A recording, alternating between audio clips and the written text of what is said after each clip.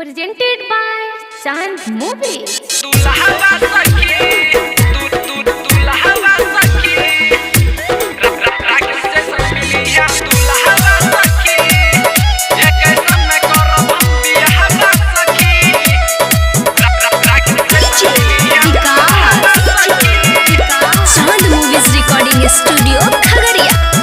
सुन छिया हम महिमा या पार छै छठी माई सब पे करे विचार छै।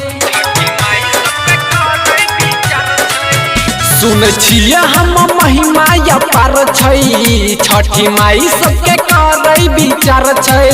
माथे डहुरा उठाइब छठे घाटे पहुँचाइब, माथे डहुरा उठाइब छठी घाटे पहुँचाइब। हम करब निभाबा सखी एक समय करब बियाहबा सखी, राकेश जैसन मिली है दुल्हबा सखी। एक समय करब हम बियाहबा सखी, राकेश जैसन मिली है दुल्हबा सखी।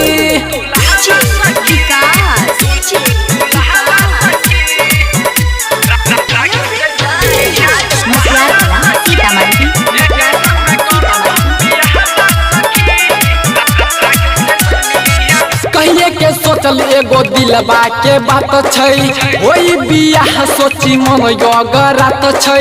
देवी के कृपा से पूरी मोर सपना, दिल से दिल मिली ऐसन बुझात छै।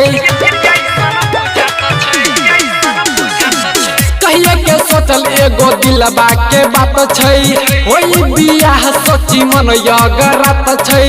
देवी के कृपा से पूरी मोर सपना, दिल से दिल मिली ऐसन बुझात छै।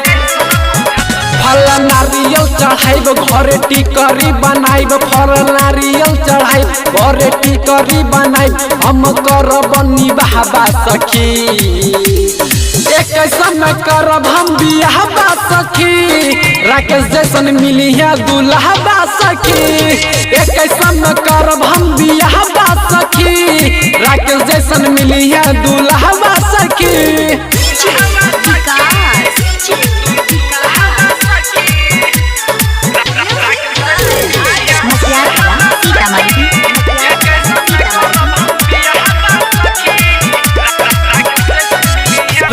राजा कहल बतिया तो याद छै, राकेश कहै में दिल घबरात छै। ऐसा न बर नहीं मिली सखी, मिले खातिर हमर मन चहचनाई छै। राजा कहल बतिया तो याद छै, राकेश कहै में दिल घबरात छै। ऐसा न बर नहीं मिली सखी, मिले खातिर हमर मन चहचनाई छै।